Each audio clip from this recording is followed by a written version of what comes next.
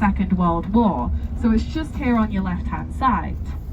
Now, the memorial itself is actually overlooking the valley of where the men trained to become the Commandos, so it is a rather fitting place. Now, of course, I did just also point out the Ben Nevis range to you guys. Now, Ben Nevis is actually the UK's largest mountain, and the summit sits at around 4,413 feet above sea level. Now, it does take roughly around 6 hours to climb Ben Nevis altogether, and unfortunately, people have lost their lives due to lack of an experience before. Now, in the middle of the 1800s, a man called Hugh Monroe actually set out to find every Scottish mountain. Now, unfortunately, he died before he completed this. So 2 people took on this challenge themselves, called Colum and Mackenzie.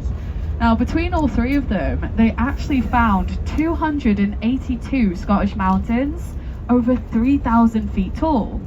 Now, those mountains are referred to as Monroes, and if you climb all 282 Monroes, you get your name put in a book, and also a t-shirt, which I only found out the other month you actually have to pay for that t-shirt.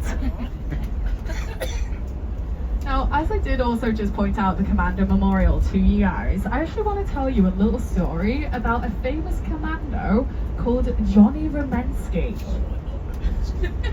Now, Romensky, he grew up in an area of Glasgow, and he was constantly in and out of trouble from around the age of 11.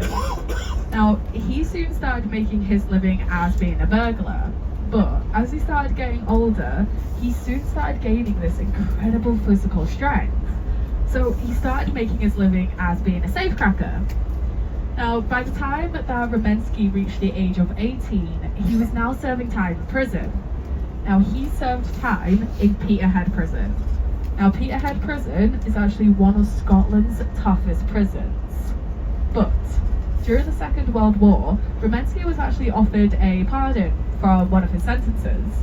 And this was to basically put his expert knowledge of explosives and safecracking to good use.